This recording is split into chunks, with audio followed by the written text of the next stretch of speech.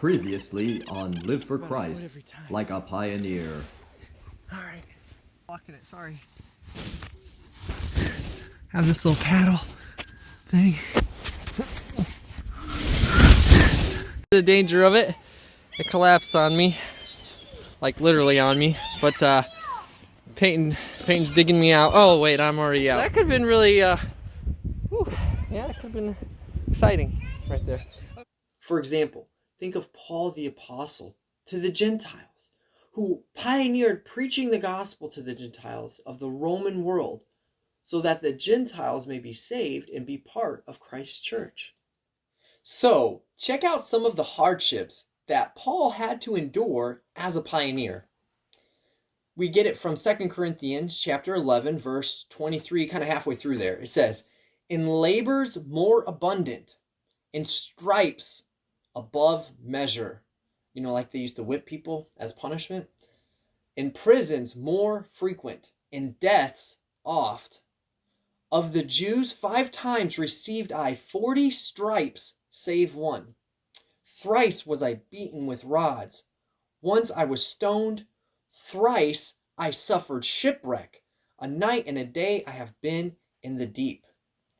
In journeyings often, in perils of waters, in perils of robbers, in perils by mine own countrymen, in perils by the heathen, in perils in the city, in perils in the wilderness, in perils in the sea, in perils among false brethren, in weariness, in painfulness, in watchings often, in hunger and thirst, in fastings often, in cold and nakedness. Beside those things that are without," which he just mentioned, "that which cometh upon me daily, the care of all the churches." So not only did he have all these outward things to deal with that would come against him and that he had to survive and sometimes left for dead, but he also had all these internal stresses that he had to deal with, the problems that people had and that churches had, and different matters that he had to deal with in dealing with people. So he went through a lot of hardship. But whether he was on the good ship, Lollipop, or the hardship of hardships, or he was shipwrecked, he knew he could accomplish the mission God had given him through Christ. Because like he said, "I can do all things through Christ who strengthens me," or "which strengtheneth me." But we didn't get to everything we wanted to check out. I mean, you didn't even get to see that if that snow tunnel got finished. And you didn't see that other adventure I had to pioneer the other day. Talk about shipwrecks. About the treasure of the snow, but check out the treasures of the couch. Not even a milk bottle for the baby. Oh, look. Hey, we found Nemo. There he is. There he is, look at that. Oh no, that's his dad, because he didn't have a small fin. Oh well. Yeah, okay. What you find when you clean up? Well, anyway. So I found this apple too. That's quite the treasure, right? Don't suggest eating it at this point. Ooh, Legos. Those are awesome.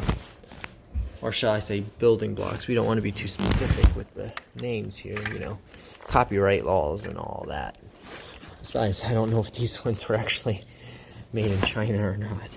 I don't think so, but anyway. Okay, let's see here. Oh yeah, this is what you'd really expect there. Okay, yeah. And some of you wonder what happens to those socks. Sometimes it's not a parallel universe. Sometimes it's just the couch. So check it out if you're missing that sock. Okay. Yep. Okay there. Oh yeah. Yeah, this would come in handy, I think, when we're playing. Gaming. Oh yeah, what a mess. So, I did actually choose to clean out that couch so that I could also clean the floor. I mean, you may think I was crazy to choose to pioneer that journey, but I knew it had to be done, and somebody had to do it. It looks really good from this side. I mean, you can't even see the... Woo! okay. I mean, so would it really be that bad? I don't know. Let me buff this thing off. Oh, okay. Maybe we ought to rinse that off and give it a try.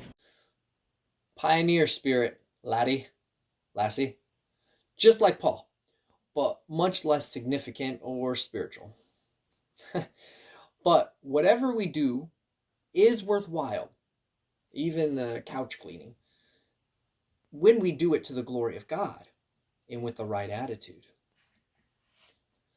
However, what about those times we have to face real hardships and it's actually a path that we did not choose? Like Paul, he went to go preach the gospel, and he chose to do that knowing that he'd face hardships. But, sometimes difficulties come to us, and we didn't actually have a choice as to whether or not to face them.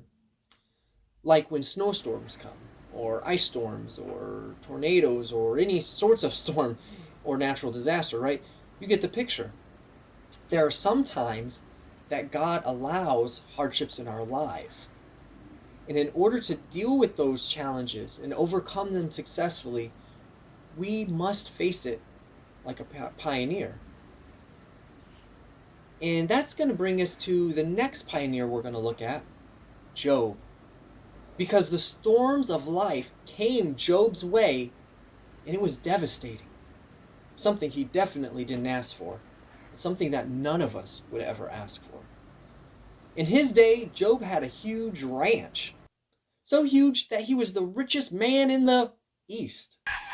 I know we think of pioneers and ranchers being in the West, but stick with me here. Well, in one day, Job lost all of the livestock on his ranch as they were robbed by different groups on the same day.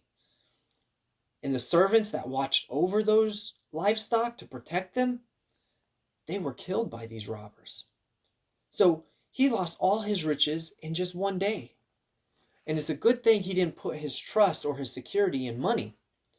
Because while he was hearing this terrible news about his ranch and his servants, even worse news came that very same day.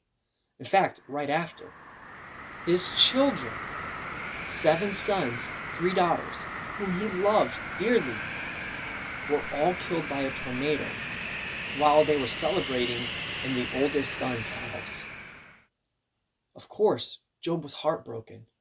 No doubt, Job could see that this tribulation was beyond normal. How could that all happen one day?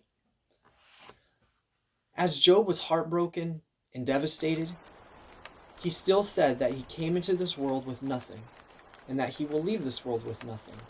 He said, "The Lord gave, and the Lord hath taken away. Blessed be the name of the Lord." The next verse in Job 122 says, "In all this Job sinned not, nor charged God foolishly." He didn't blame God. He didn't get mad at God. In fact, he said, if that's what God let happen, he's the one that gave it to me in the first place. Wow. And when things couldn't possibly get worse, they did get worse. And Job was stricken with a very painful disease. Remember, Job lost his children, all his wealth, his servants, and now his health. And look at what happened with his wife. She had lost all they had. She had lost her children. Those servants that were her friends, she also lost.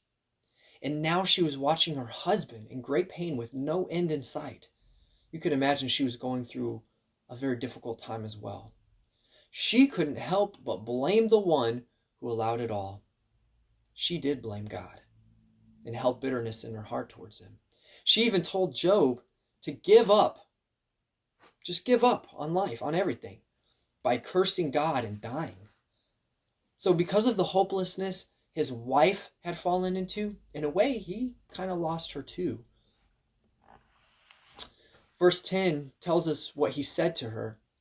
He said, "Thou speakest as one of the foolish women speaketh. What? Shall we receive good at the hand of God? And shall we not receive evil? In all this did not Job sin with his lips." So we see the faithful and righteous heart of Job toward God. And the truth that we should pull away in this episode is to know that everything good that we receive is from the Lord, and it belongs to the Lord. You know, God doesn't owe us anything. He's not required or obligated to give us any good thing. The book of James tells us that every good and perfect gift comes down from the Father of lights, with whom is no variableness nor shadow of turning. So when we suffer loss, we must choose to still trust the Lord and thank Him for the time we did have to enjoy that good gift while He gave it to us. We must cherish the good gifts that we have now, that He is allowing us to have in our lives, and not take them for granted. Now, that's a hard lesson to learn, but in the end, it's the right lesson to learn. Now, there's more lessons to learn about Job and how to have that pioneering spirit to overcome tribulation as a pioneer for the Lord. But it'll have to be continued again.